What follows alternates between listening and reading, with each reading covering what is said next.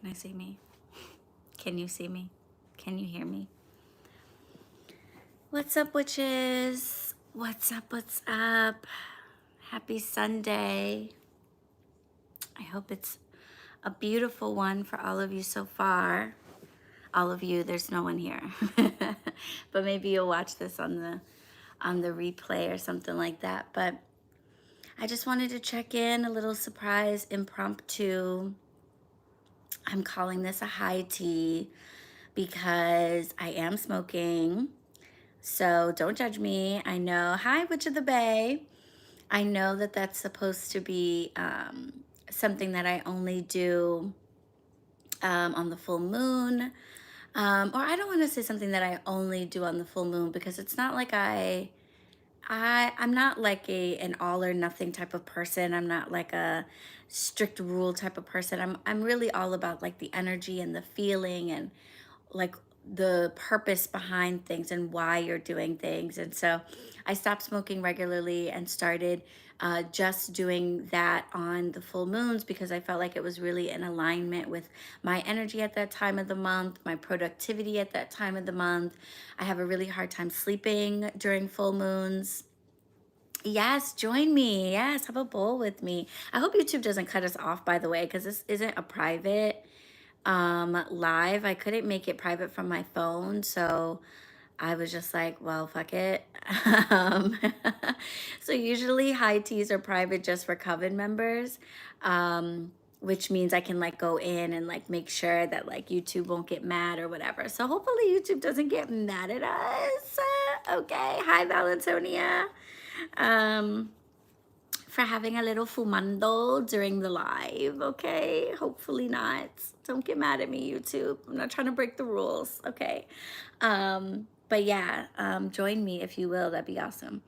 So yeah, I've been doing that, trying to make sure that cannabis is a part of like my spiritual life and not just something that I do without intention, that I do mindlessly, that I just do to do, or do because I'm addicted, do because I like can't control my own urges and impulses and stuff. So that's been going really well for quite a while now. It's been like at least 6 months that I've like implemented that change. But the week that I have had, you guys, I really felt like I wanted to be in that space again this weekend.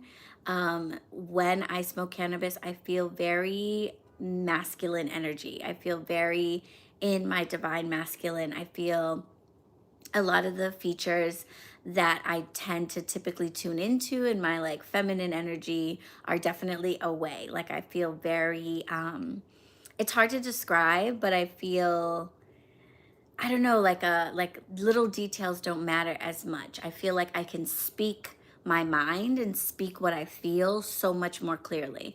I don't feel as receptive. I don't feel as like, oh, I need to be polite or oh, I need to be quiet. Like when I smoke cannabis, I'm just like, this is how it is, or I don't want to talk to you at all. And that's okay too.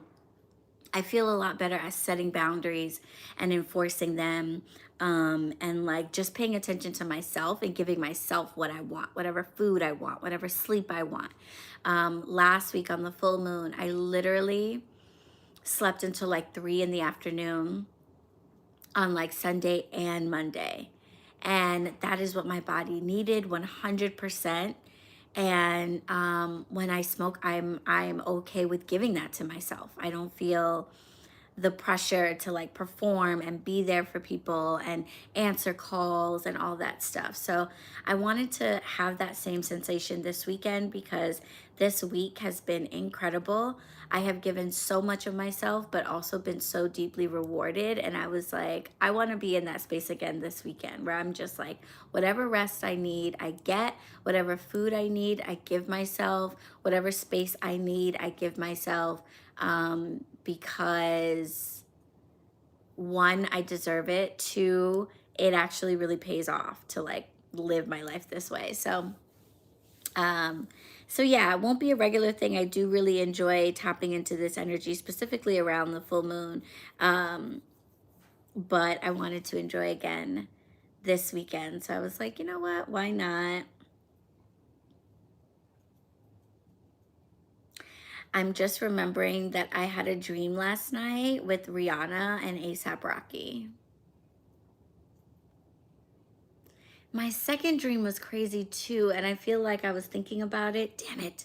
I always regret when I don't write down my dreams. I have a journal right by my bed, so there's really no excuse. But I woke up this morning and I really felt like I needed to move some energy in my body, and I felt like I want to pay more attention to. I have a lot of tightness in my hips, and I'm really not very flexible, which is actually in my birth chart, like not being flexible and having tight hips. Pull your birth charts, guys, if you never have. But so I have that as an issue, and I woke up this morning really wanting to move. So I did a few minutes of Surya Namaskaram, which, if you're not familiar, is a set of asanas, a set of yoga poses that are designed to honor the sun and celebrate the sun. And so that felt like really appropriate for today, with me wanting to like use cannabis to tap into my divine masculine and really honor that part of myself. It felt so right to wake up this morning and spend like a little time honoring the sun with my body, because that's what I'm doing when I smoke cannabis. I'm honoring the divine masculine, which for me is the sun. Not the case for everybody. Not every tradition is like that. For some traditions, the sun is feminine and represented by female deities or feminine deities, and the moon is masculine. But for me, the sun is masculine and a masculine energy, and helps me to connect to that masculine energy, and it's pouring in on me right now. So I was like, I want to honor this. I haven't done asana in months, and I just wanted just like 10 minutes. I just did like 2 Surya rotations on each side, just to like move my hips and feel more flexible, and that felt really good.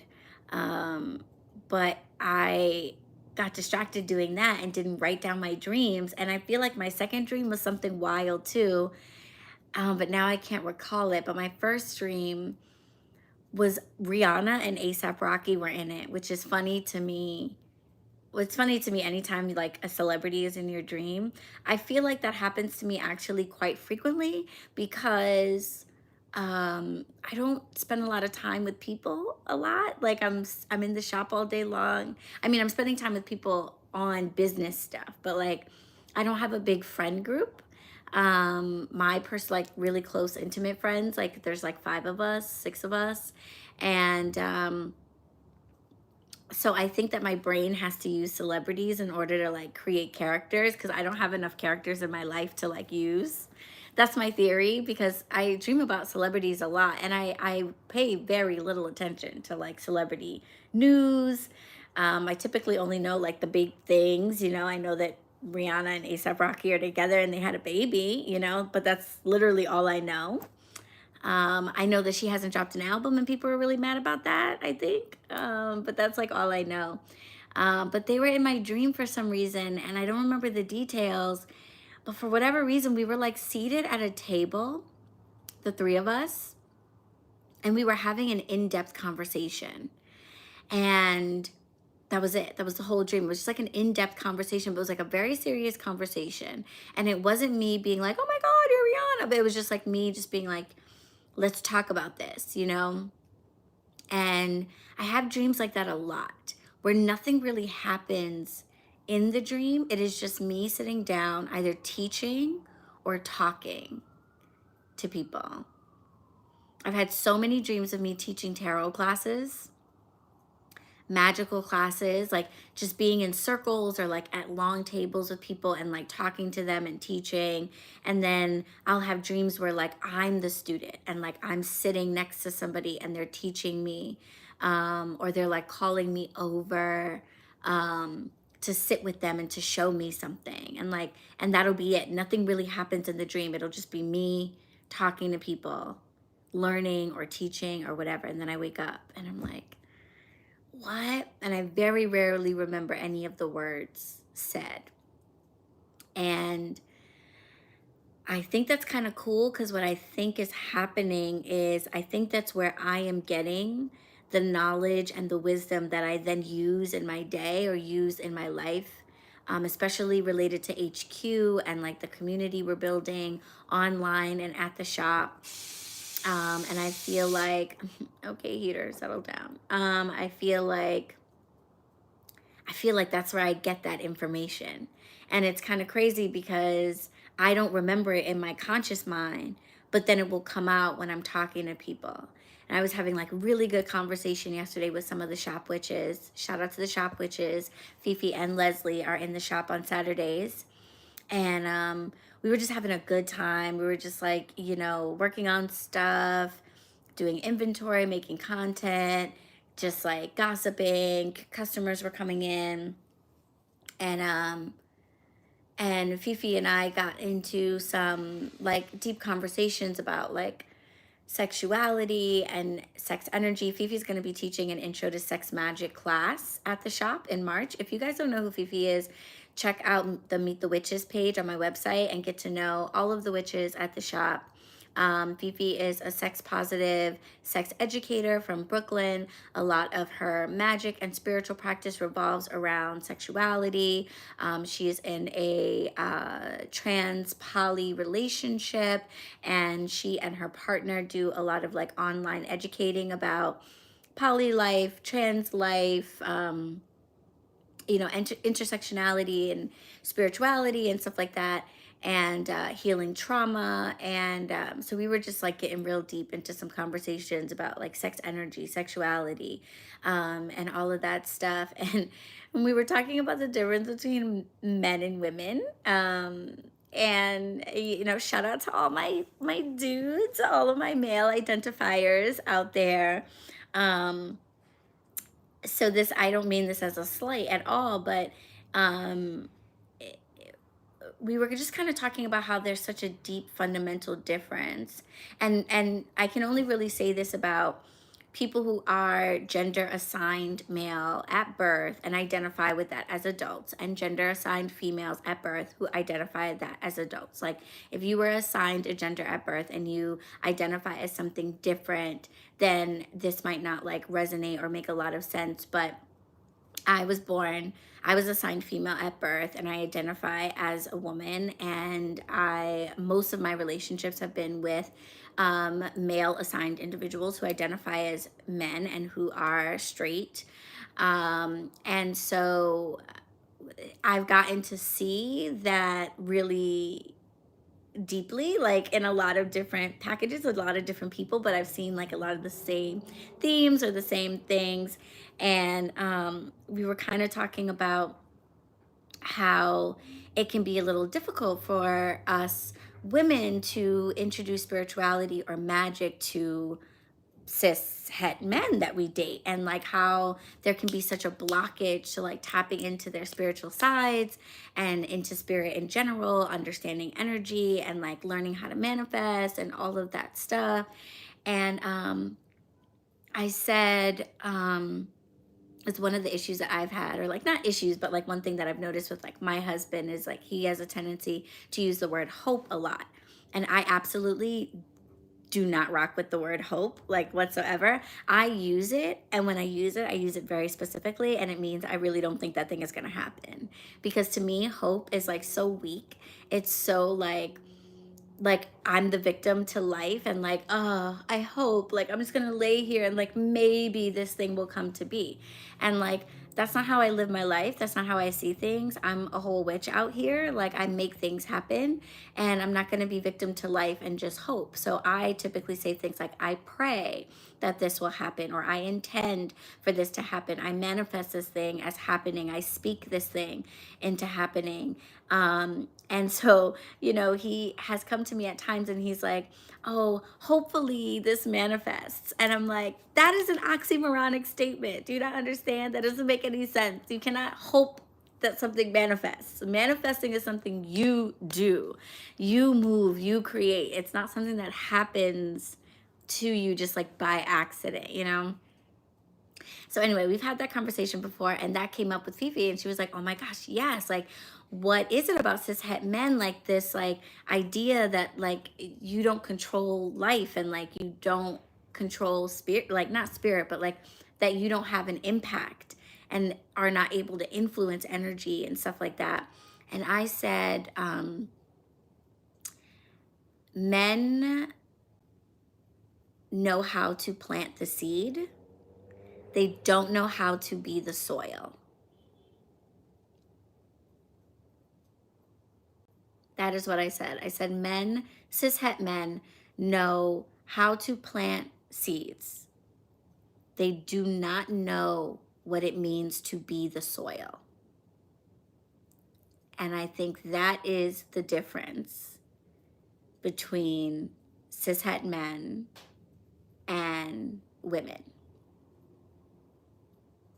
We are the soil. So we understand that there's no hope involved. Men plant seeds and then they're like, fingers crossed, this all works out. And women, as the soil, are like, absolutely, it will work out. It already has.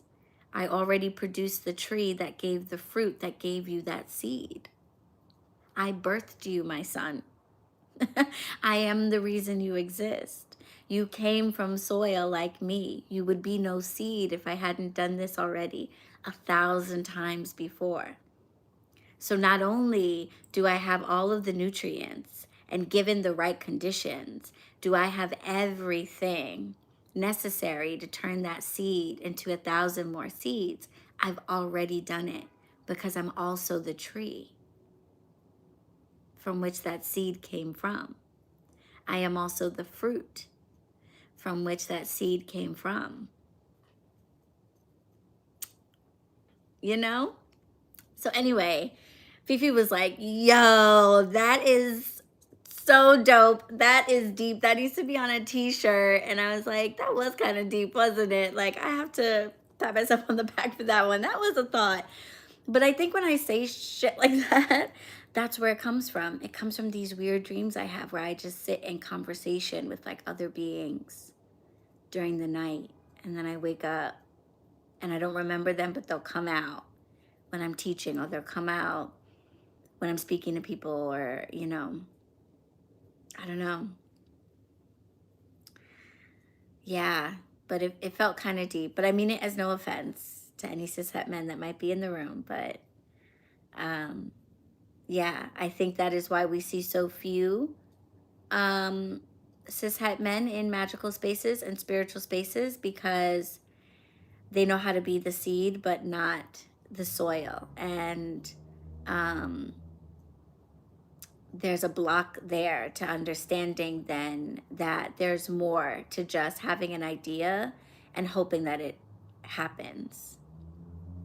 And not only that there's more to that, but that you actually can play a role in that. You can be the soil that turns that seed into a reality.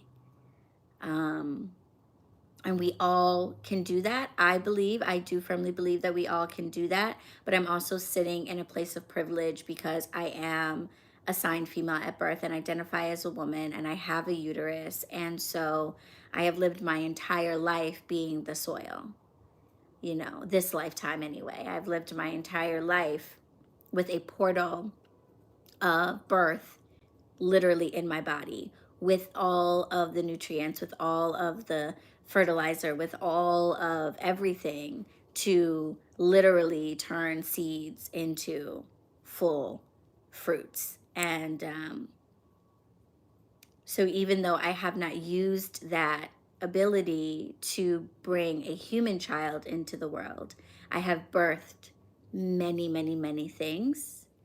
And I have birthed them not by hoping that a planted seed would grow, but by literally breathing the life into that actual thing. And then pulling it out of myself, you know, and into the world. So I kind of feel for my cishet men, because I feel like it's a much bigger challenge, I would think. And I could obviously be very wrong, because what do I know about being a man? I don't know anything, but it feels like that must be a really big hurdle to overcome. You know, I don't have to work very hard to see myself as a divine creatrix, because even if I wasn't a spiritual person and I didn't think of that as a divine thing, I would still have just the physical biology there to kind of help me see myself that way. Son of a bitch. I do this all the time. I make my tea and it's a little too hot, so then I wait and I start running my mouth, and then I go back to my tea and it's cold.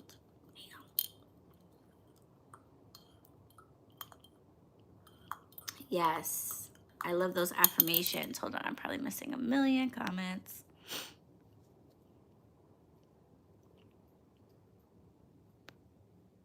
Oh yes, I like that, Missy. Night school. Yeah, I go to bed and I go to night school. Oh, I like that. I am fertile and powerful creator. I manifest easily. Yes. Yeah, I feel like that is a great affirmation for men. Like, I think that men should do more affirmations like that I am a creator. I manifest easily. I am a portal. Like, I bring things forward to help tap into that part of themselves, because we all have the divine feminine and masculine within us. So I know that that part exists for them, but I would just imagine that it must be so much harder to connect with it because society doesn't encourage it. You're not socialized to see yourself that way. And then on top of that, your biology doesn't necessarily let you see yourself that way, or line up with that message. For me, those affirmations are like, I feel like if you have a uterus, that's just life. Like, that's just life. Like, I don't even need to say that to myself. Like, yes, I know that. Like, duh. That's what this means. You know? But anywho, how is everybody? How are you all enjoying your Sunday?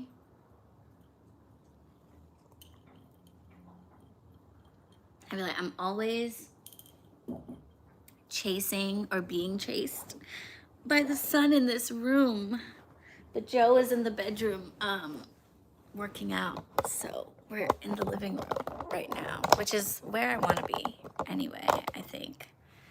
But I literally can't see anything because the sun is blinding me with his beauty.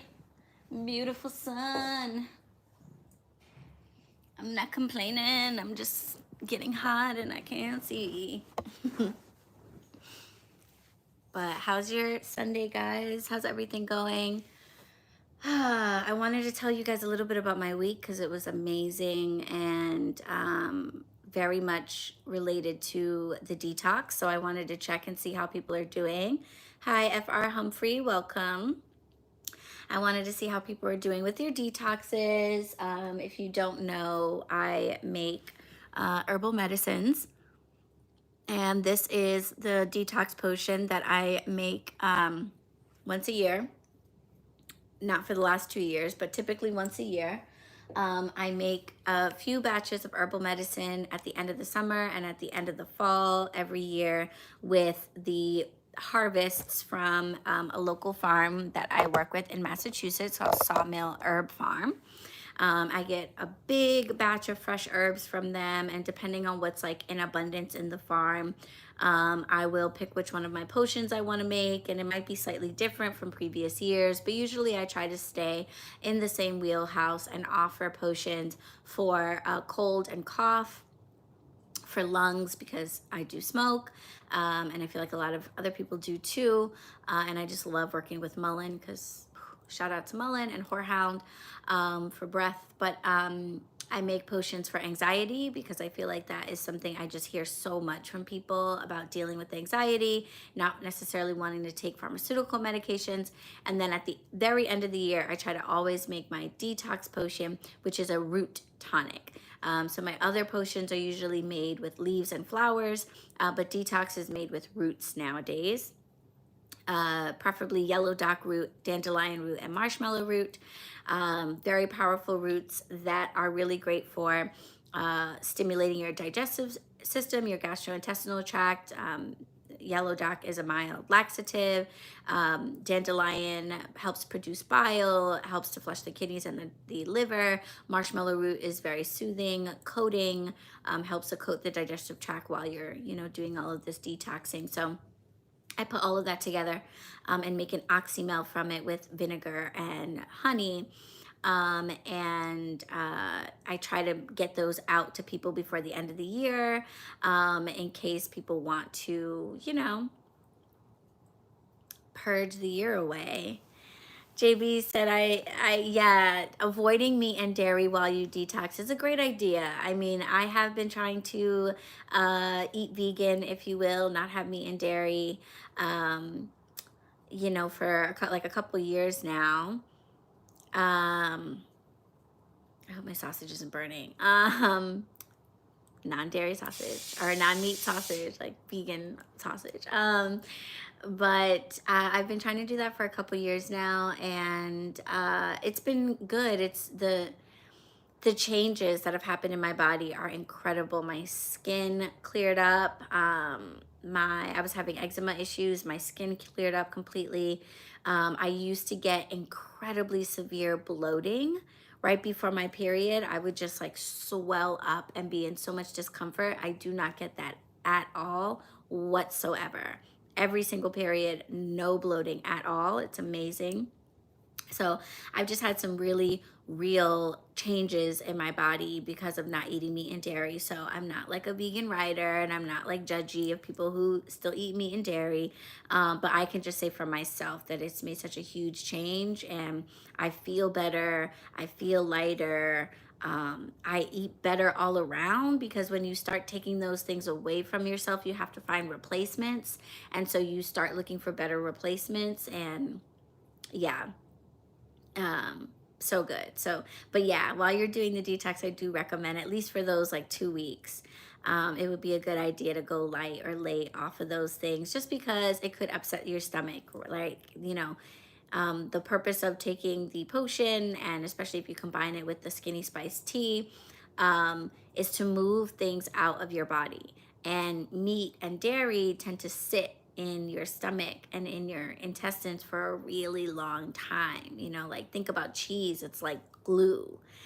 So it takes a really long time for your body to break it down, for your stomach juices to break it down, and then for it to move through your intestines, because it just wants to cling on to everything and make everything all gooey. And yeah, so if your body is being encouraged to purge because of the herbs that you're taking, and then you're putting like glue in there, it's like mixed messages. It's like, what are you doing? What are we doing here? Like, what am I like? Are we getting rid of this? Are we not? Like, what the but fruits and vegetables move through your body within a course of hours.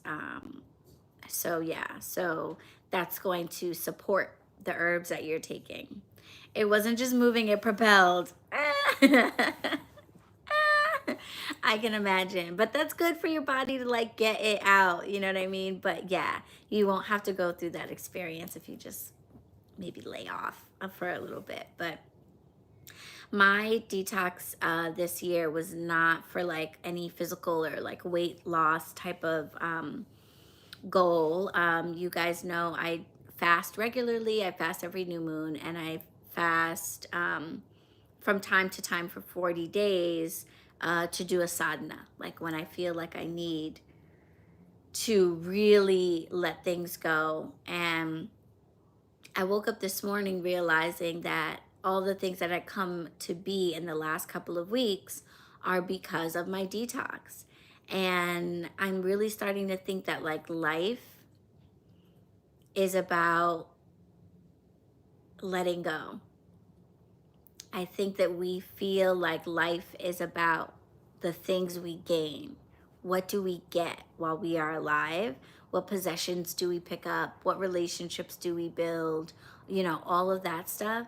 And I'm really starting to think that that is not what life is all about. That what life is all about is how much can you let go of these things?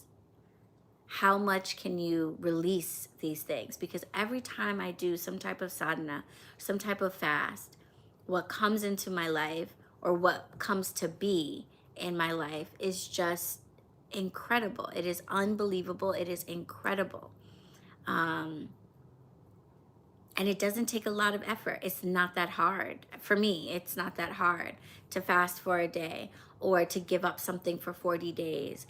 In the sense that it's hard to not do it. Like if you're doing a sadhana and let's say you give up alcohol for 40 days, right?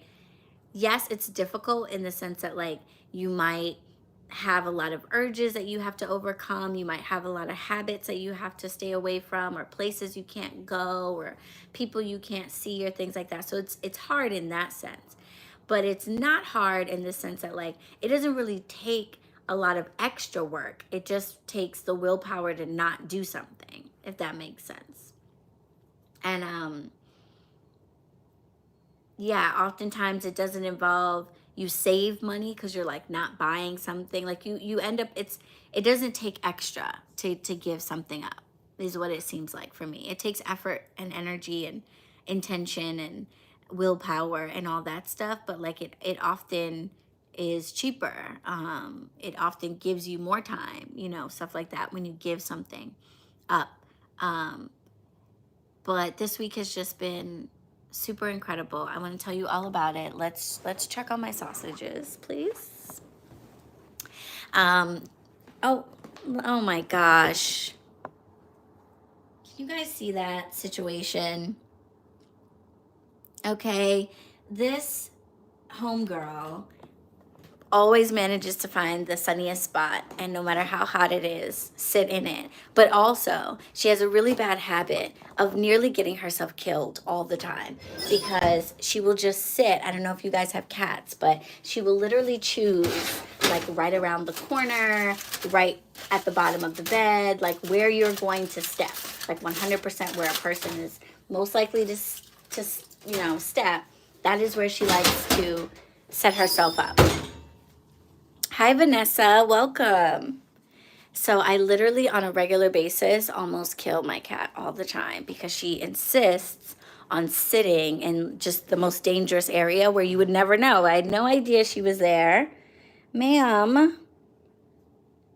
Hi, do you want to say hi to the people? Can I turn the camera around? Oh, here we go.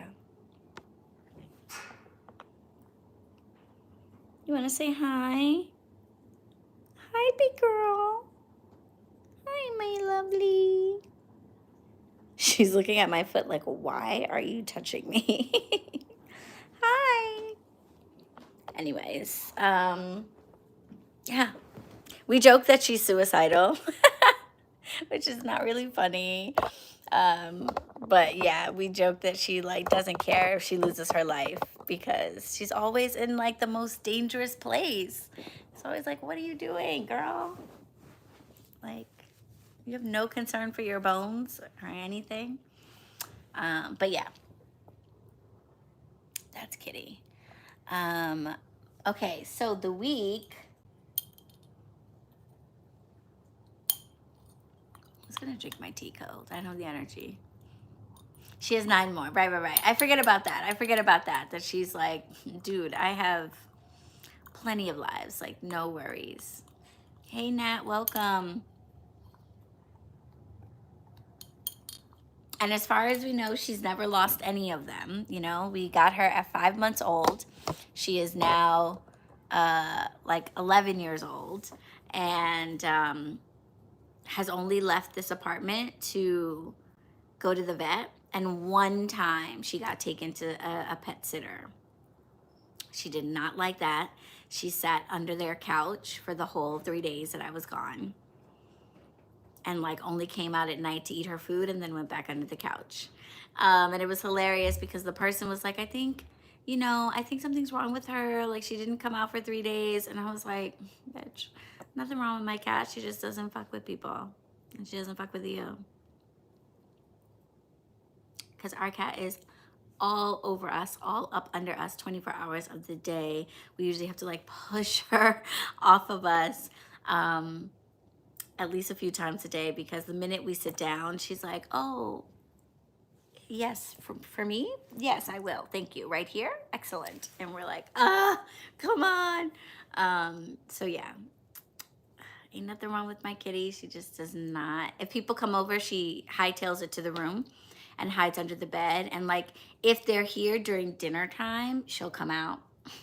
Because let's keep it real, she's not gonna miss a meal. But other than that, she's like, I'll see you guys when your guests are gone. There's no interest in other people whatsoever. So she has lived a very sheltered and very safe life. So nothing dangerous has ever happened to her. So that she's probably just like, I am old as F. She's like 50 in cat years, like people years. And she's like, I don't give a fuck. Step on me. So anyway.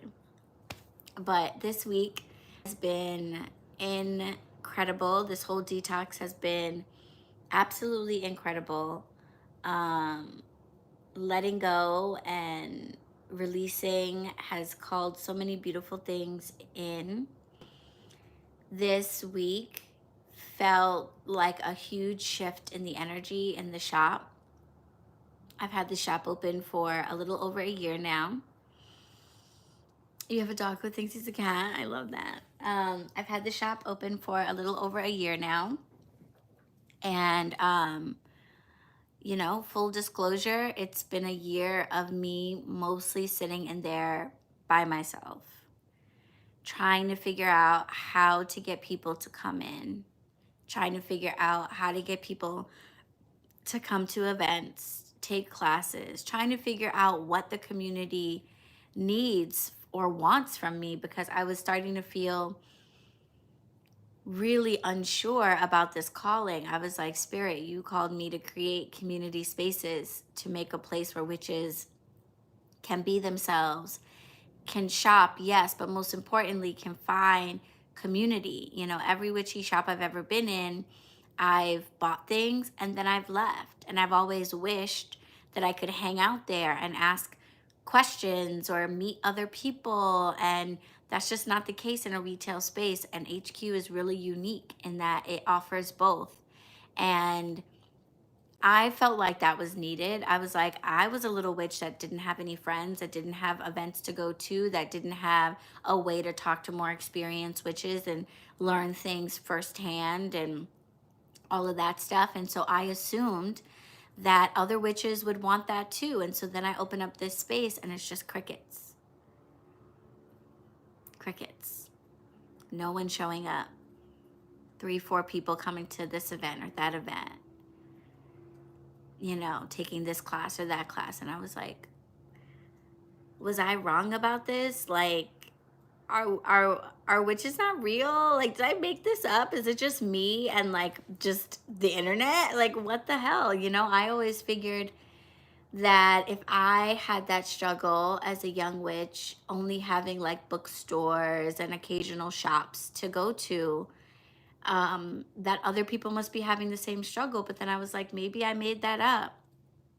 You know, maybe people don't really want to meet other witches. Maybe they don't really want to learn magic in person. Maybe they don't. Maybe I totally misread that somehow. But you know, something just told me that like the worst thing I could do would be to give up, to just keep going. My Reiki teacher reminded me that I came here to be a beacon, and the beacon doesn't get to say like when people come, you know. All you have to do is just wake up every day and keep shining your light. Keep shining your light and know that, you know, people will come. So yeah, I refuse to give up. I'm keeping going. But it's been hard. I'm just like taking a moment to like, it's been a very long, hard year of me by myself, 12-hour days in the shop, 6 days a week in the shop, moving the shop around. I've changed the shop around so many times, you know, every bit of savings gone. Every dime I make on tarot readings, on Reiki sessions, into the shop. Finding people who are willing to sell me inventory and not pay right away. Getting donations from people. Like, it's just been it's just been a Herculean effort. And Spirit's been with me every step of the way. The saints and the spirits that have stepped forward to keep me going, I'm so grateful. Without them, their little messages and symbols and signs, and I cannot tell you how many times I have been in tears being like, stop with the fucking signs and symbols. I'm tired. Like, just somebody come down and just say, yes, bitch, this is gonna work. Like, I just need more than this frequency shit. Like, there have been so many times that I've gotten so frustrated with just being spiritual in the first place. Like, feeling like, why do I even bother? Why bother? Why do I have an altar to this person or this group of people when all you're gonna do is send me like a little bird on the windowsill in the morning that's supposed to give me fortification? Like, I can't pay rent with that shit, you know?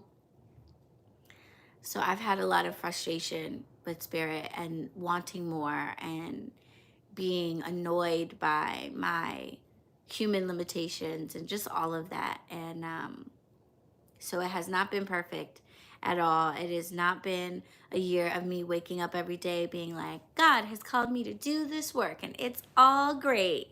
Like, I have so many days laid in bed just being like, why am I doing this? I am living not paycheck to paycheck because I don't get those. I don't have those. I don't pay myself. There's not enough to pay myself with. So I live moment to moment, financially, moment to moment.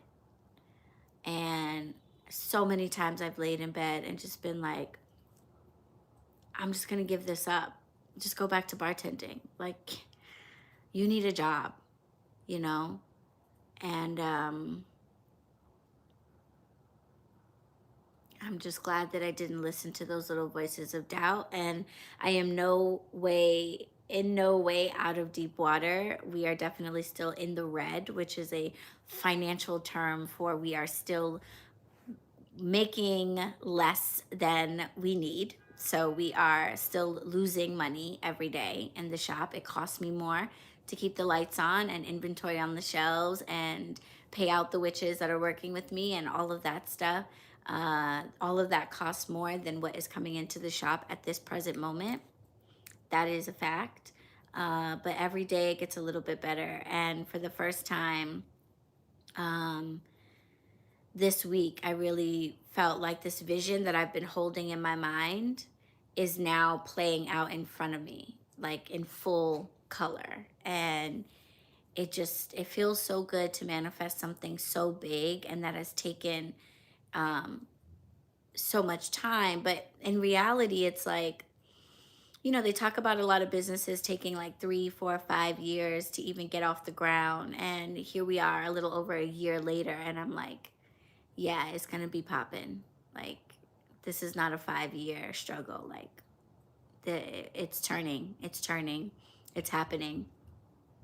Yeah, I agree, Josie. I have to keep reminding myself of that, like, and the way that I got the space is so fucking spirit. Like, it's so manifesting. I won't bore you guys with the whole story. I've talked about it in previous videos and stuff. But for those of you who know, like, there was absolutely nothing in my life that had me looking for a commercial office to rent. Nothing. I was working here. I was selling my stuff on Etsy, offering my services on Etsy. Like, there was nothing. And on paper, I do not qualify for jack shit, okay? I don't know if I could rent a car. Like, I have average at best credit. I have debt out the ass because my dumbass went to law school.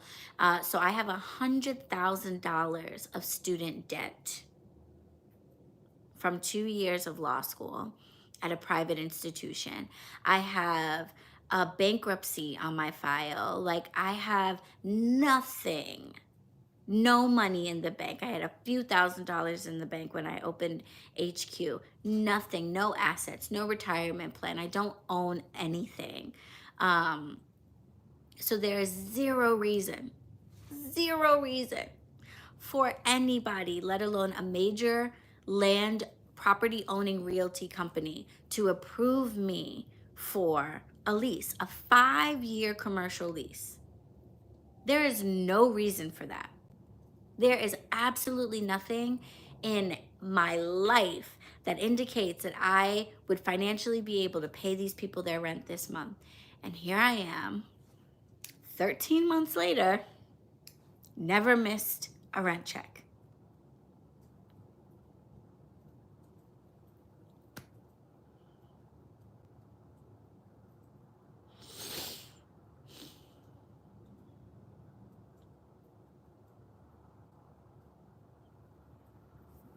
Ah.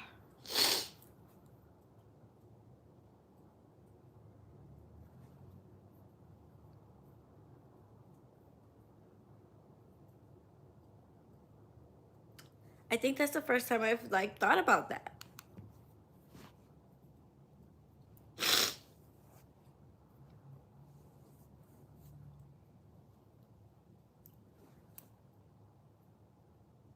I have never missed a rent check.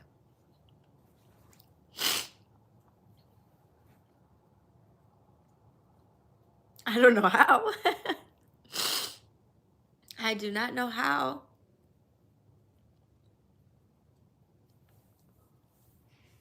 I mean, I know how. There have been months that my husband has given me money. There have been months that I've taken out loans. There have been months that I've sold things. Um,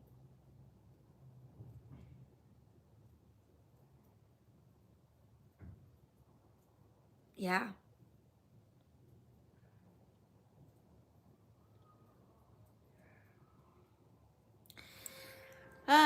Yeah. So, but nothing in my paperwork would indicate that I was like qualified for that. So the fact that I got qualified for this space by itself is magic, you know. And I casted for it, yes, you know, when the opportunity came my way, of course.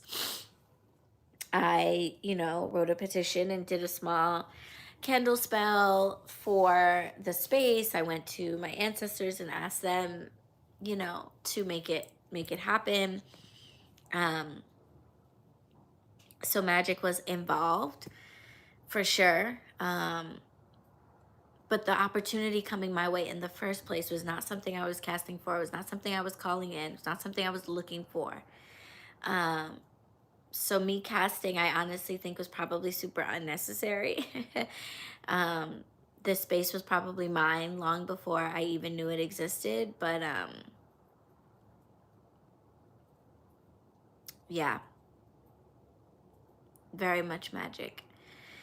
So I've had to keep reminding myself that like, girl, you would not have gotten this if it wasn't for a reason. Spirit did not drop this into your lap just for you a couple months later to be like, sorry, we're shutting down. We failed. You know? And even if HQ ultimately doesn't exist, even if I do have to close down or I can't make it anymore, like, there's a reason that it came to be in the first place. And that reason may not be to be like around forever, you know? But it is not for nothing. And to give up would be to say that this was for nothing. And I don't believe that. So, yeah, I've had to remind myself that regularly to keep going. And I'm glad that I have.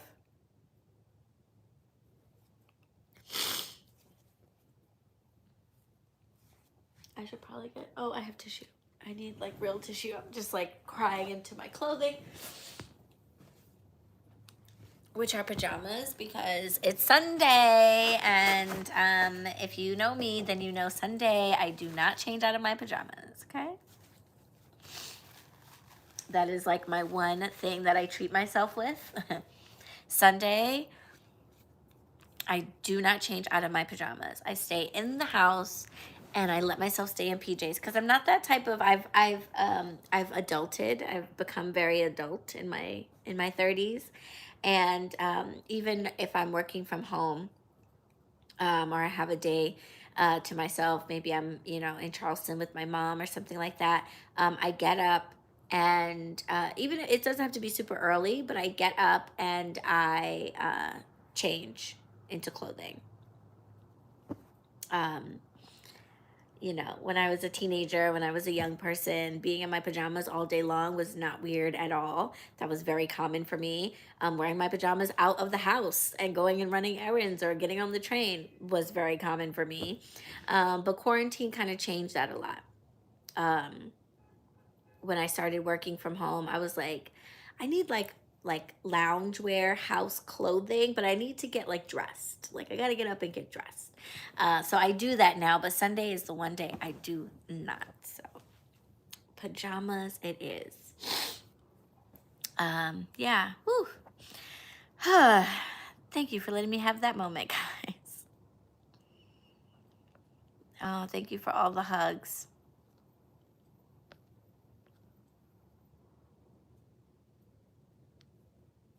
Thank you. Oh, yes. I actually just gave a red rose to Saint Expedite a few days ago. Someone brought me a beautiful, shout out to you, Nina. Nina stopped by and brought me a beautiful, beautiful bouquet of flowers. I love when people come to the shop because they often bring me gifts, but they often bring me gifts for my spirits, which I think is so, like, if you get me, you get how wonderful that is. Like, I don't need a single thing, I don't need a single physical thing whatsoever. Um, so if you come to the shop and you come bringing gifts, bring them for the altar, bring them for the spirits. Um, and it's so beautiful that people do that. Even people who like don't hear me say that or don't follow me online and wouldn't know that I say that, show up and they're like, I just wanted to bring this for the altar. I wanted to bring this for the spirits. And so she came in with a beautiful bouquet of flowers for the altar with lilies on them, my favorite flower.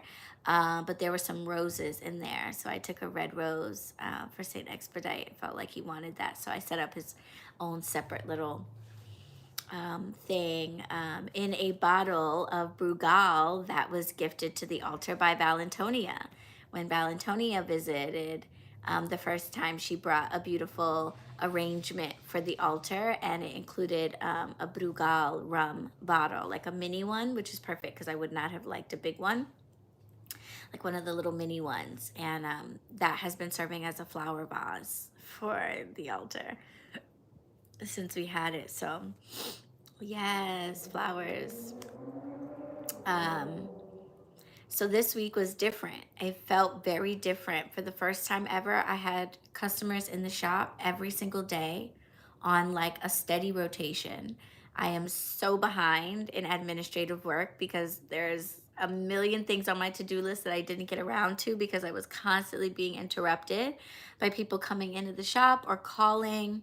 And that's a great thing. Emailing about stuff, people calling about giving donations of books and decks, asking about our upcoming events, brainstorming with the shop witches because all of them got inspired and are teaching amazing classes. So I'm scrambling to pull those together and do all the administrative stuff for them. Um, Alexis is doing sound bowl sessions and love readings. In the days coming up to Valentine's Day, we're doing a witchy single mingle party. Yes, on the witches, the weekend of Valentine's Day, which you do not have to be single to attend, by the way. People have been asking me that. You do not have to be single to attend. I know of a few people who are coming with their partners, their significant others. It's just an opportunity to like mingle and meet with other witchy people. So if you are looking for your next witchy bae or boo, then definitely come. But if you're also just looking for your next witchy best friend, come on down. There's going to be wine. Yes.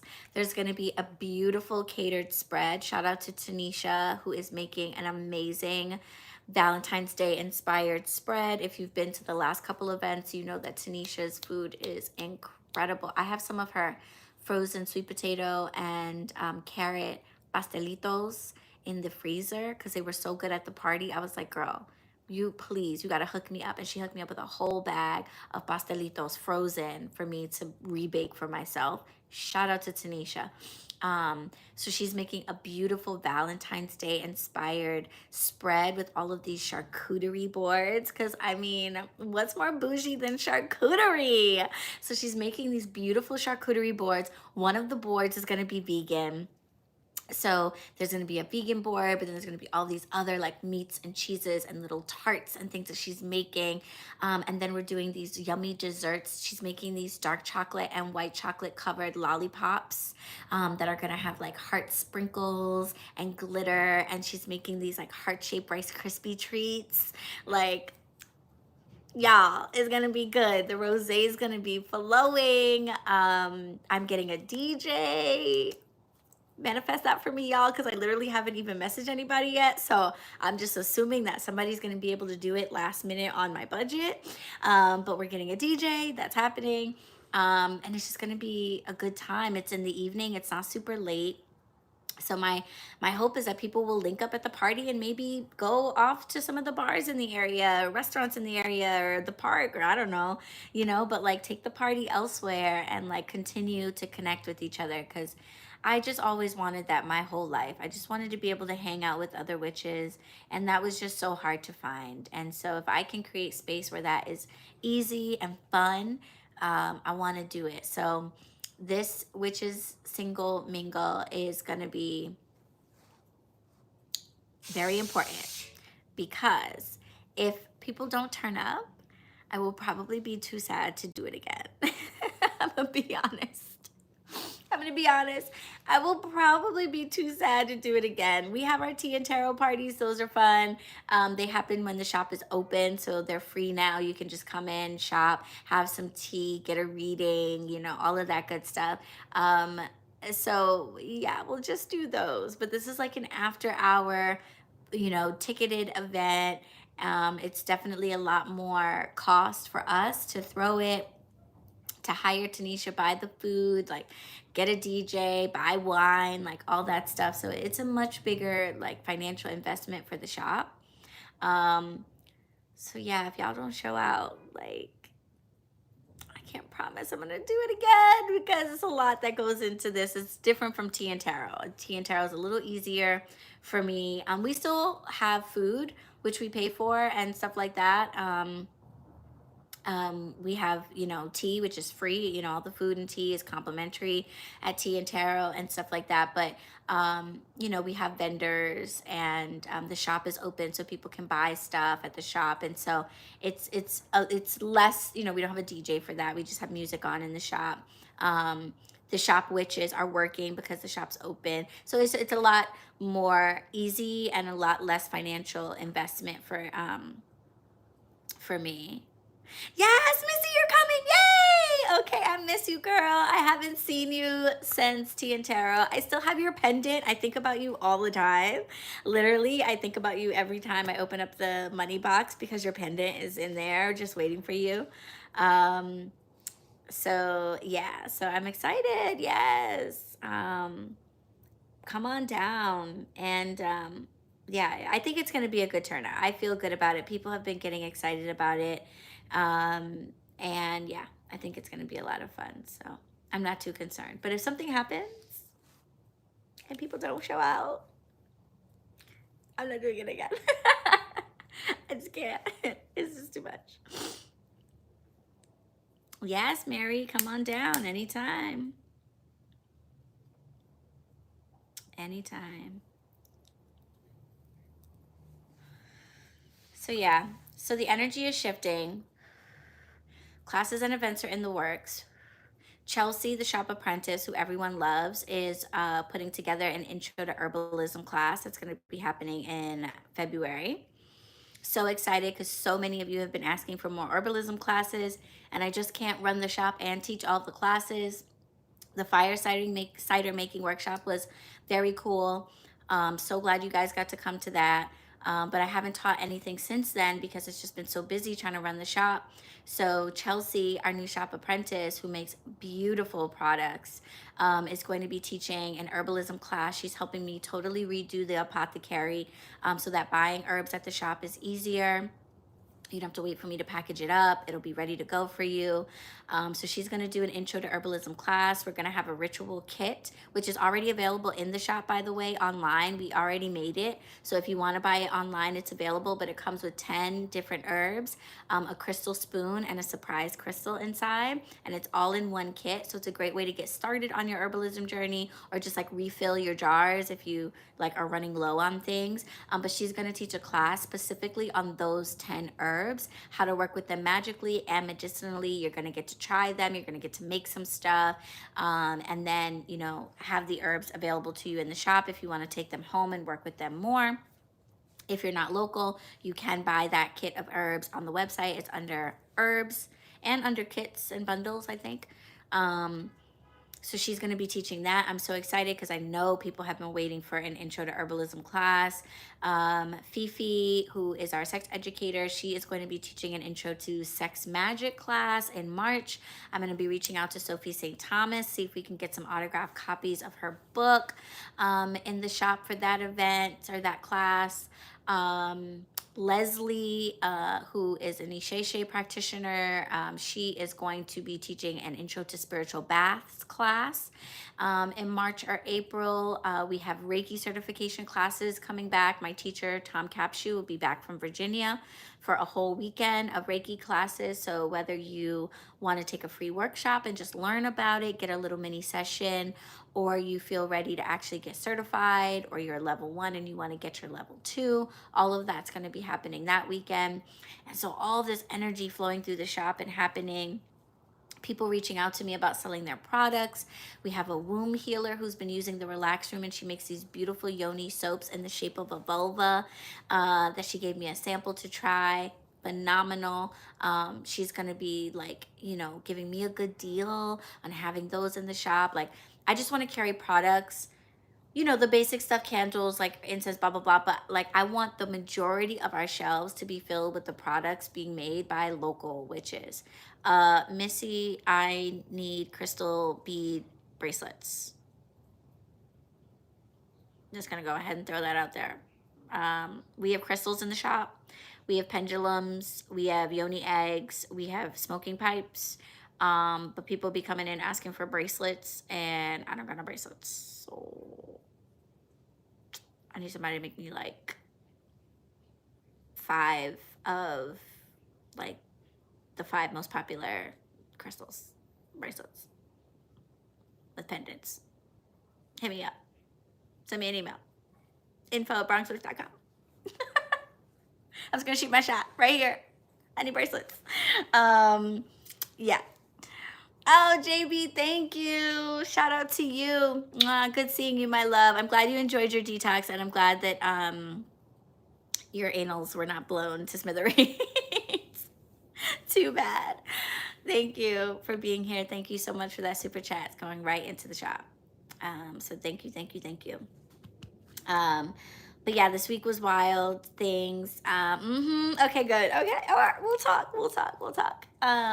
Yeah, I just want the shelves to be filled with products made by local practitioners. You know what I'm saying? Like, no mas Amazon. Like, let's get shit made by real practitioners that we actually can say, like, this bath was made for me by this witch that lives on 163rd Street. You know what I mean? Like, that's what I want from us. I think that would be so, so cool. And like, all the future HQs in every city around the globe will do the same thing. Like, you'll have a place where you sell your stuff and you buy stuff from your local witches that, like, you know, like, their shit is good.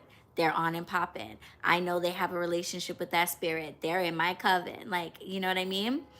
Yes. Okay, good. Yes, I'm yes. Okay, good. I had a feeling. I was like, let me ask Missy.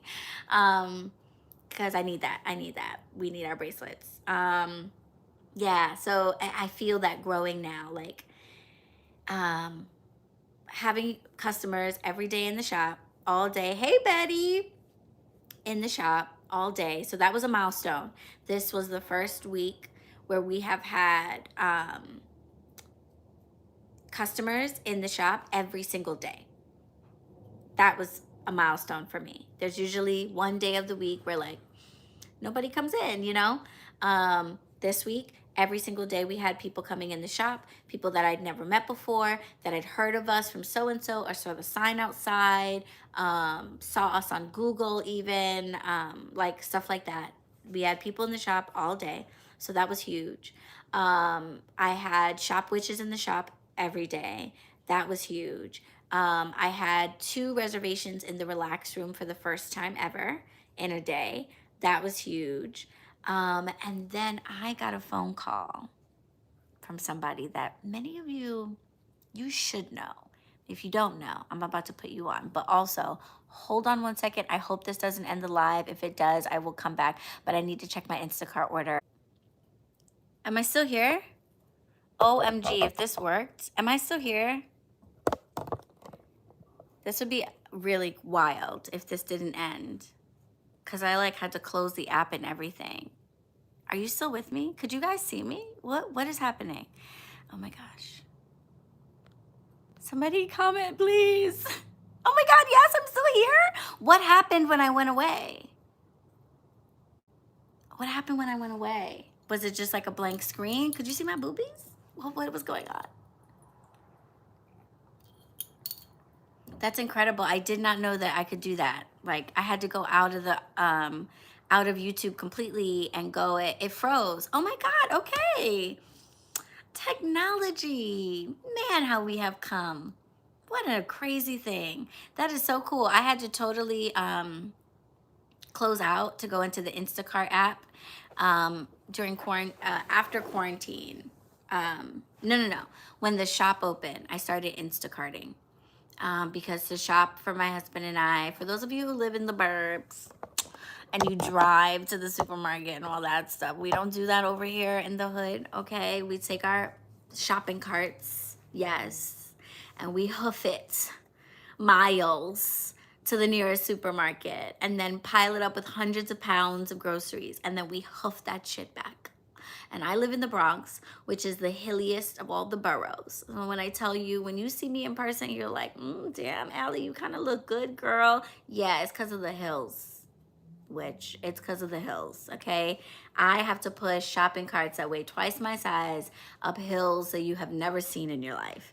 And I just couldn't do it with the shop. I couldn't spend my one day off spending 3-4 hours exerting that much energy and all that stuff. So I started Instacarting, and I feel really good about it because I also feel like I'm supporting the local economy, you know, like supporting local people, because it's all just people from the neighborhood who Instacart here. This isn't like Manhattan. It's not like a tourist attraction. So people like don't come here for no reason. Like they don't come here to work and do things. If somebody lives in Queens or Manhattan, they're not going to be like, I'm going to Instacart in the Bronx because that's going to get me like good tips or something. Like, no, nobody does that. So the people who Instacart in the Bronx live in the Bronx. Oh my gosh, a wheel popping off. Oh my gosh, are you kidding me? Ugh, I've had to do like emergency surgery on my shopping carts with like string and thing. Oh my God, don't let a wheel come off. That will talk about fuck up your whole day, your week. Having your wheel come off, and the other thing is falling over your shopping cart. Has anybody ever had that happen to them? Yep. Pain and embarrassment all at the same time. Nothing like it. But I have fallen head over wheels because you hit a bump in the street and you literally just go flying over the shopping cart, especially because I walk mad fast. So I've had to learn to slow down for my own safety. But I have flown over the top of my shopping cart, not once, but twice in my lifetime. And this scar, gnarly scar right here, is from the last time, because I fell over the shopping cart, but also at the same time managed to hit the one sharp poke that was like sticking out of the back, and it literally just sliced me open. I was on my way to the laundromat and had to turn around because I was bleeding down my leg. So I needed to return home and perform emergency first aid on my leg. And it was so funny because my husband was here and I got back and he was like, and I was like, does it look at this? Look what happened. Does it look really bad? And he was like, no, it doesn't look bad at all. And now months later, I was like, you said this didn't look bad. He was like, I was just trying to make you feel better. You were like gashed open. And I just didn't want you to feel bad about it. But yeah, that one was pretty bad. But yeah, that's the life that we live. And guess what? You know what? Oh my God, June, you just came in time for us to talk about the struggle of pushing shopping carts in the hood. June also lives in the neighborhood and knows what it is to navigate the hills of the Bronx with heavy ass shopping carts. It is literally, you're risking your life. So when I opened the shop and things, you know, I was just so tired, so busy. I was like, I'm gonna start doing this Instacart thing. You know, you get a membership. I got an ad that was like, if you get a membership, you also get free Grubhub Plus membership for the year. And I was like, you know what? Fuck it. I'm gonna do it. I'm gonna do this Instacart thing. And it turned out to be the best decision I've ever made.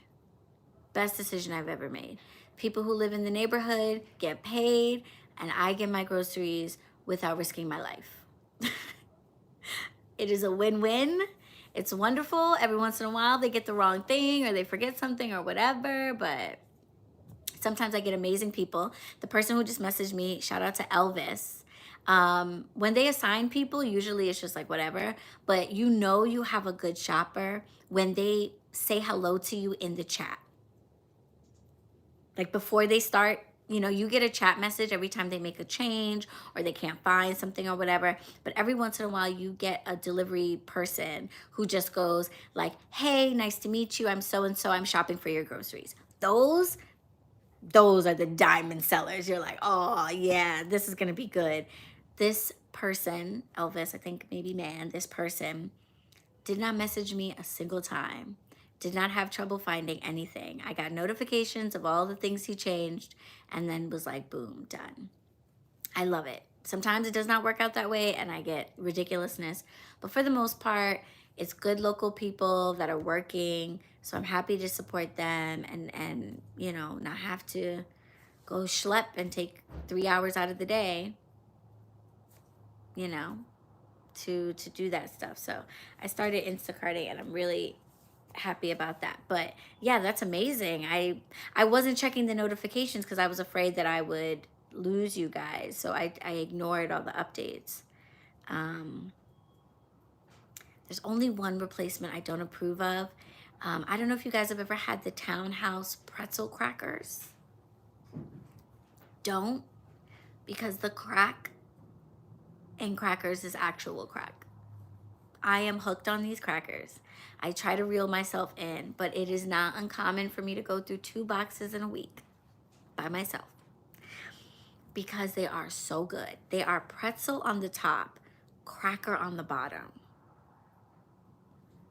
So there's all the salty, crunchy amazingness of a pretzel, plus all of the buttery, flaky, melt in your mouthness of a cracker. It is wild. I am hooked, and it looks like they were out and he replaced them with regular crackers, which I'm just gonna take them to the shop and put them out for the next thing that we do because, don't go great. Get excited, y'all. Yes, Valentonia, I was literally about to say that. That's gonna go on the charcuterie board. If you come to Witch's Single Mingle, then guess what? You will be having Townhouse crackers because I try not to go ham on just the regular crackers. It's the pretzel cracker combination that is to die for. Yeah. Thank you, Valentonia. I gotta hit up Tanisha and be like, don't buy crackers for the boards. I got you. So yeah, that all happened this week and I'm so blessed about that. But then I got a phone call from somebody very special. And if you are a part of the New York witchy scene, then you know this person. She is an OG. She's in her late 60s or early 70s. Been witching in the New York game since at least the 50s. She worked at the Magical Child, which is the city's first occult shop that has been closed now for like 30 years. That's how old it was. It's already been closed for like 30 years. She opened the original enchantments She taught Original Products Botanica how to make their glitter encrusted spell candles. She created that. Yeah, she is somebody who's been involved with every occult like organization in the city. She's just been doing this for a really freaking long time. Uh, and I was so delighted. Yes, Missy! Lady Rhea called me. Me. Lady Rhea called me. She called me at the shop, you guys. I was freaking blown away. I've met her on a few occasions. She's usually at Witches Fest and Pagan's Pride, leading the Witches Pride Parade. She does the big dance performance, like the big community witch dance that happens at Pagan Pride. You can currently find her actually teaching free classes, which is like, this woman could be charging thousands of dollars. Free classes at a shop called Evie Florist downtown. The witchy folks know about it, but if you don't, it's next to Crystal Gardens. It's down the block from Flower Power and the Old Enchantments. I want to say it's 9th and 1st. But they sell beautiful plants, and they're like the sister shop to a crystal shop that is like the hands down the best crystal shop in the city. The sweetest, most genuine, most amazing staff. I think they're all from Peru. They bless the crystals. They wrap your crystals. They're shout out to Crystal Gardens and Evie Florist. But she's teaching freaking free classes at Evie Florist on tarot and candle dressing, I think, too. But you can go down and get a reading from her or get a candle from her, but she's like teaching these free classes. So follow Evie Florist, follow Lady Rhea, go find out about that and get some free hands-on, in-person witchy education from somebody who's been reading tarot cards for longer than I've been alive. Yeah, go do that for yourself. But she freaking called me, and she called me just to say that she heard about the shop. I had reposted about her free classes, just telling people like, hey, like if you're looking for classes, everyone's always asking me like, when are you teaching tarot classes? And I haven't been able to get to it, and so I was like, I reposted about her, and she was like, I just called to say thanks so much for reposting me, and I heard all about your shop, and even though I'm teaching in Manhattan, I'm from the Bronx, and she's telling me about herself like as if I don't know who the fuck she is, right? She's like, I'm from the Bronx, and I'm like, I'm aware of who you are, and she's like, I just wanted to send you some love. I've had shops, and I no longer have shops because I'm too old, and it's just so much work. So I know how much work you're doing, and it's beautiful, and I'm just rooting for you. And everything she said I thought was so interesting, because she kept saying in the plural. She was like, I'm rooting for you guys. I'm rooting for you guys. I know how hard you guys are working. And that meant a lot to me, because I was like, okay, that means my goal of not making the shop about me and making about like the collective of witches is working, because people are thinking about us as like a collective. I don't want BronxWitch HeadQuarters to be Bronx Witch, like where you go see her. I want it to be the place where witches go. And I called it Bronx Witch, like not because that's my online name, but because this is a space for Bronx witches. I was like, it's actually very literal. I'm kind of maybe trying to distance myself from the word Bronx Witch so that people don't associate it with me. I might go back to just being Allie. Honestly, I might change my Instagram again and change it from Bronx Witch to just being Allie, because I don't want Bronx Witch to be, that's why it's headquarters. It's for all the Bronx witches and witches from other places. We don't discriminate, but we're just a little extra fly over here. So Bronx witches. But yeah, so she called to send love. She was just like, keep going. I'm going to come up there and visit. We'll have some tea. We'll talk. She mentioned maybe doing workshops at the shop. That would be incredible. Incredible. Yeah, so it was just so cool. We talked for like 30 minutes. She dropped some gems. Okay, some gems. She was like, do you burn incense? I was like, yeah, of course. Like, I burn incense every day in the shop, all day.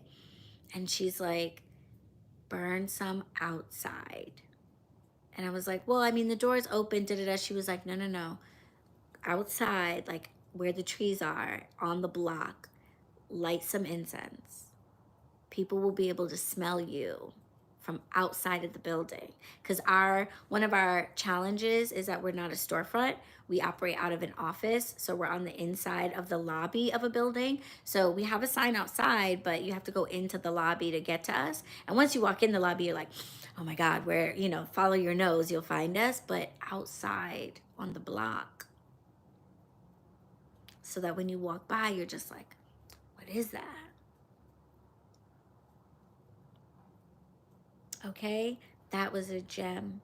She was like, do you do floor washes? I was like, yeah, that's a part of our regular spiritual maintenance in here.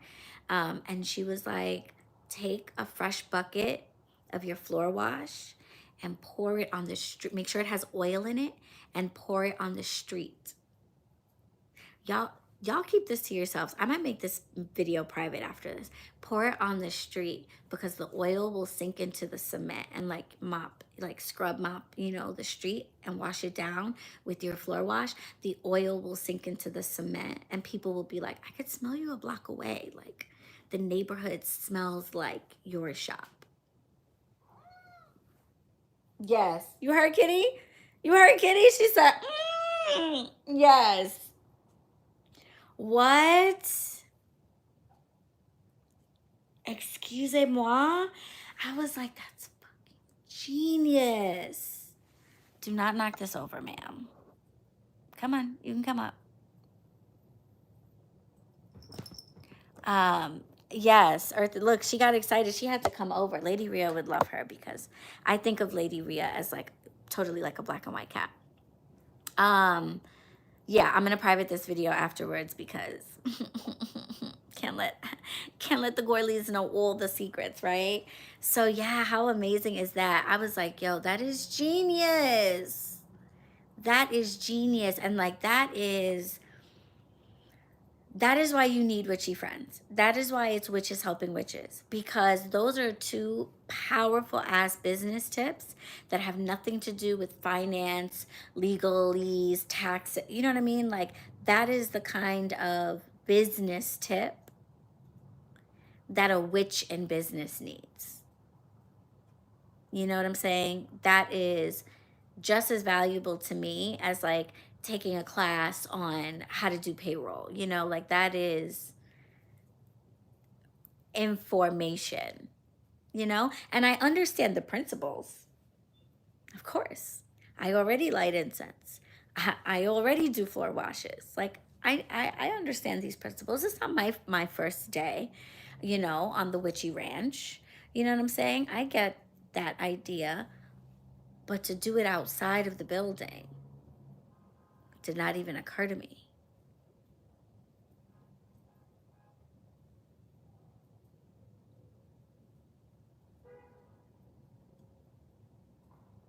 Like, that's wild. So now I just got to figure out how to how to actually do that. The floor wash I could just do at like an off time of the day. People be nosy, And then also my building has staff. Like, we have a doorman and like a super who are, I love and are very supportive. They love the shop. They support us. They come and buy incense in the shop. Like, they're down for us, which is so wonderful. But they're very territorial. It's men. It's like, the super always talks about, I love the super, shout out to Juan. He always talks about the building like as if it's his building, like as if he owns it, though. Like, not just that it's his building, in the sense that like I will probably never see the people who work for the landlord, like the landlord's office. They're a huge company that has like 10, 15 like big apartment buildings in the city. Like, they're not a little landlord company. so you never see them, and he probably never sees them either. So it is like his building. And then our doorman is a sweetheart. He's an older guy, and he takes it very seriously. So like if I even go to like put like a little tape something up about an event that we're having, he's all like, "Where are you putting that?" Like, and he'll go and like make it neater if it's not right. And like so he takes it really serious. So I don't know how they would feel about me like washing down the street and stuff like that. So I might need to do it on the low, like in the evening. And then the incense is going to be interesting. I think it'll have to be stick incense. You can easily stick incense like into dirt and light it. So I could do that like in the trees. Um, it's just that there, like I can't stay there. You know what I'm saying? And I never want to cause a fire hazard. I just get a little nervous. And then, I don't know if they're gonna like, it's gonna be impossible for them not to notice it because they're there during the day. That's when we're open. I'm gonna have to brainstorm that one.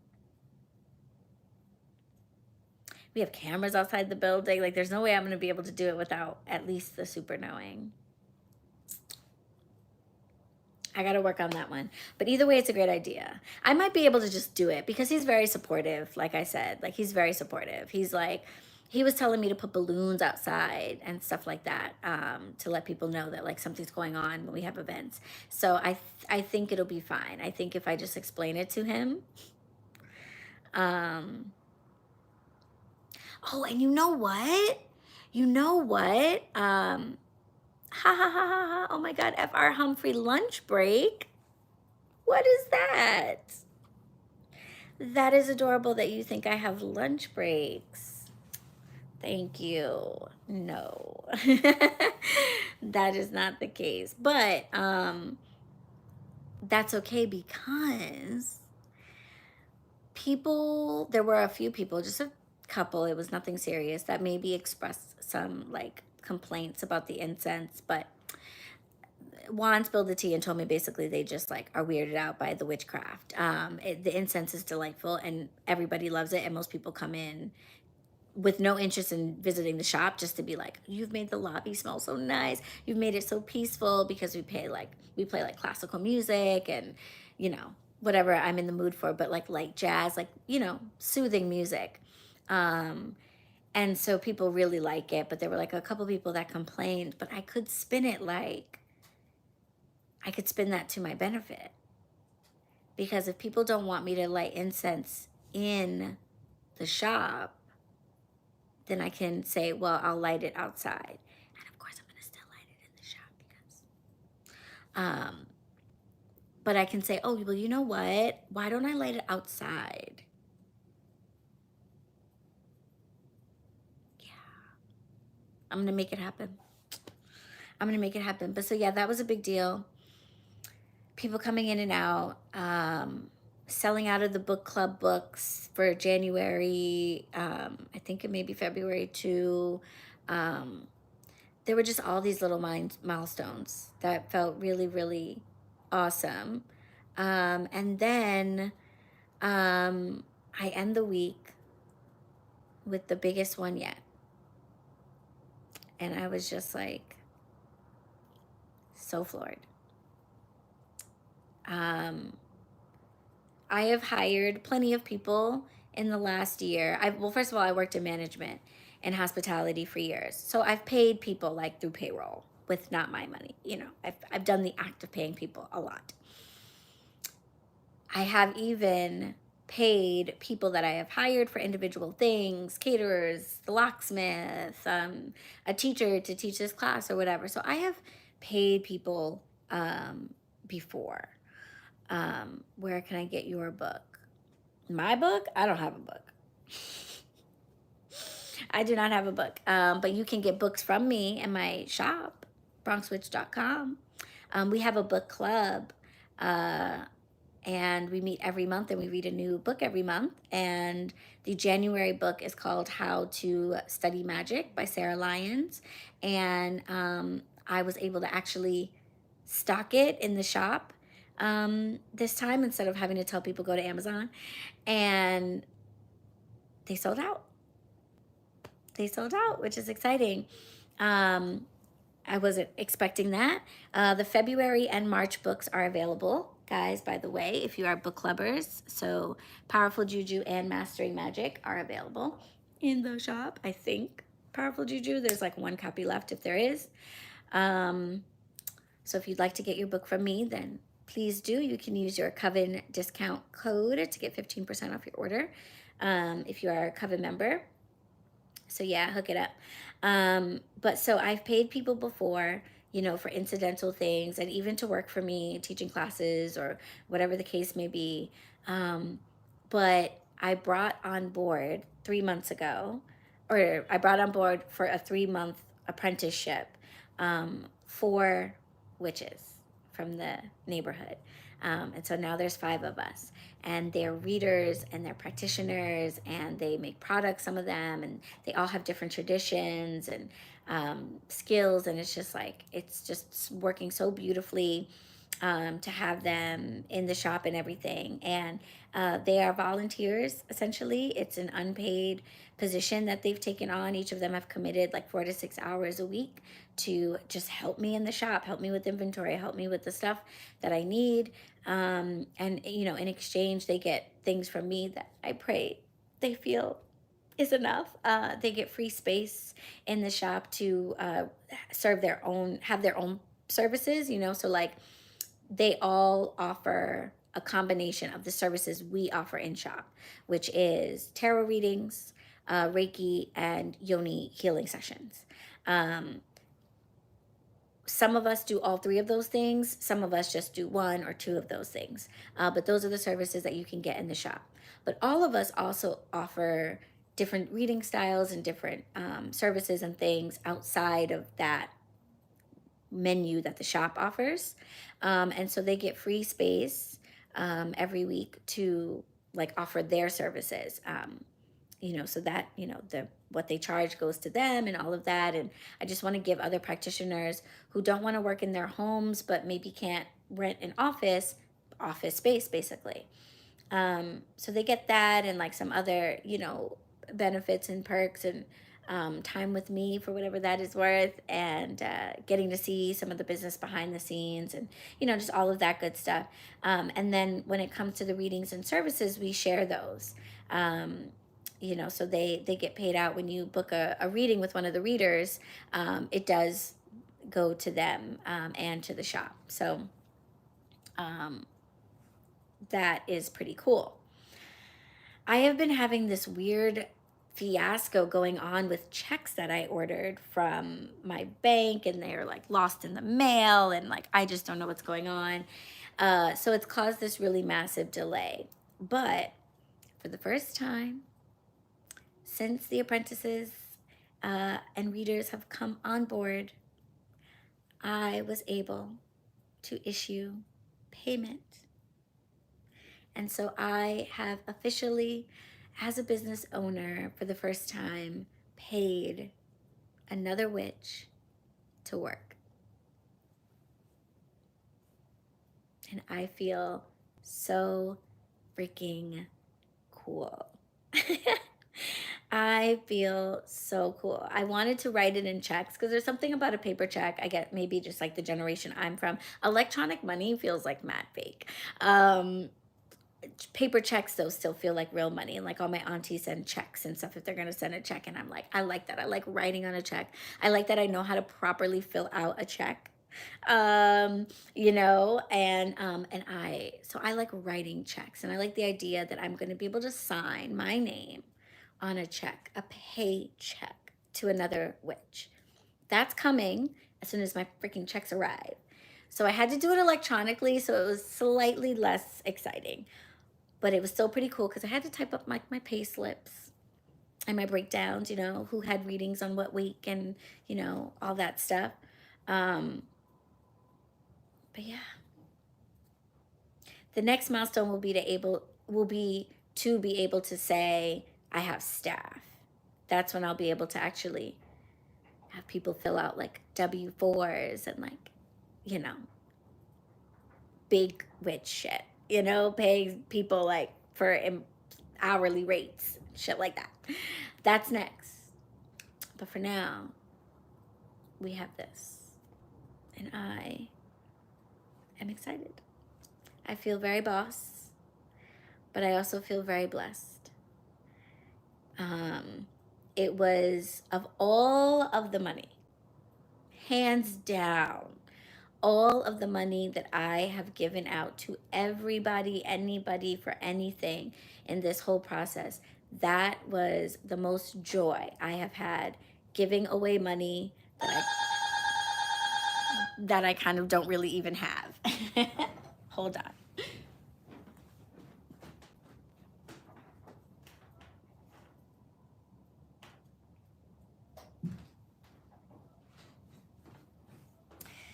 So yeah, that was the week. That was the week. It was great. The best week I've had. And I know that my detox is a part of that. And yeah, it's amazing. Okay, my groceries are coming upstairs, guys.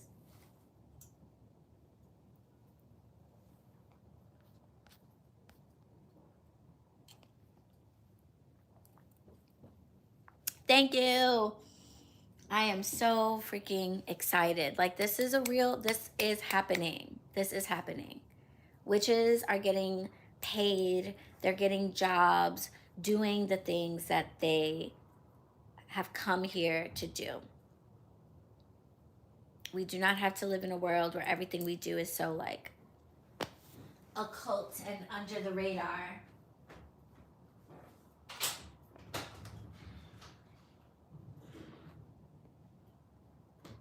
I was a little premature. Hello. Hello. Hi, thank you so much. Elvis, right? Yes. I appreciate it. Thank you for all the chats. Everything is good. Give me the pizza. Oh, you can take it. You want to take it? Go ahead. Yeah. It's cold today. Oh, really? Oh my gosh. Thank you so much. I appreciate it. Thank you.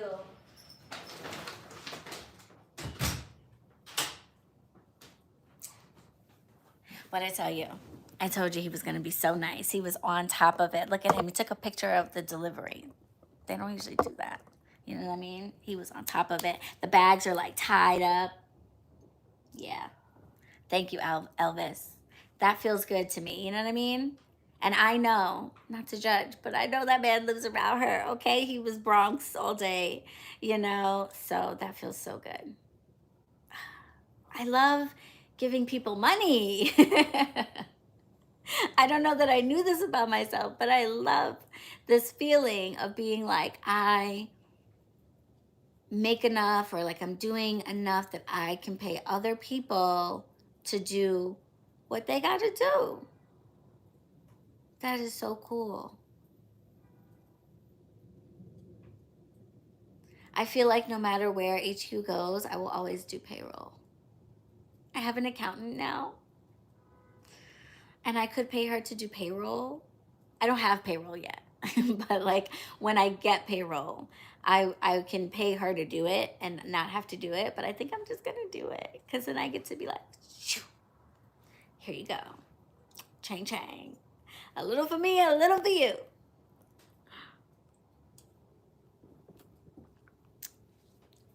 It's a blessing. I love it.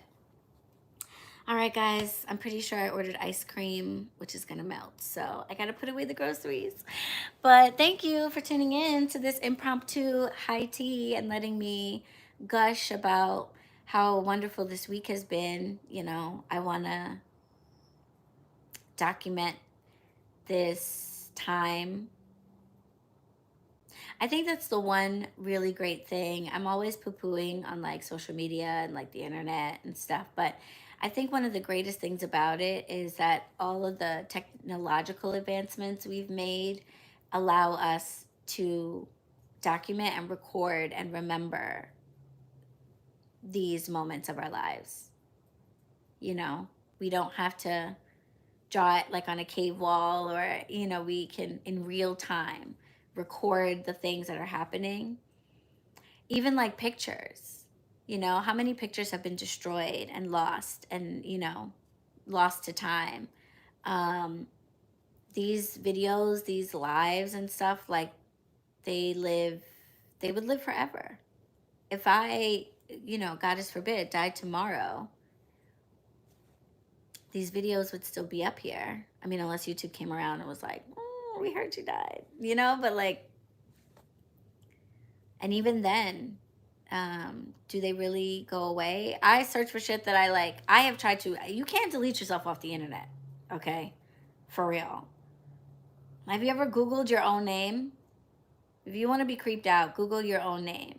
You will see your whole life, your address, your phone number, people you related to, schools you went to. But this shit is on the fucking internet. How is this here? Who put this here? It's just there.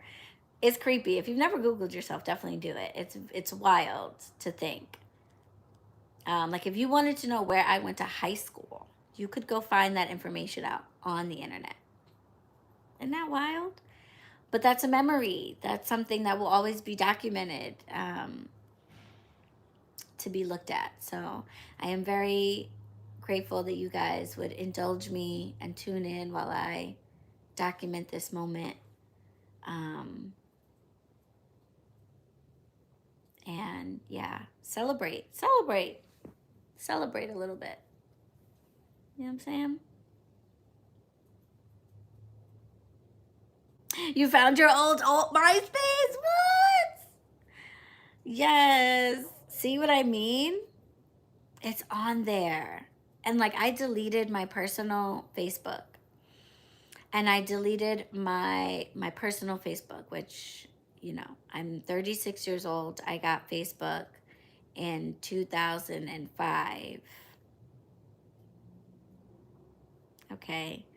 So from the beginning, 17 years of wait, hold on.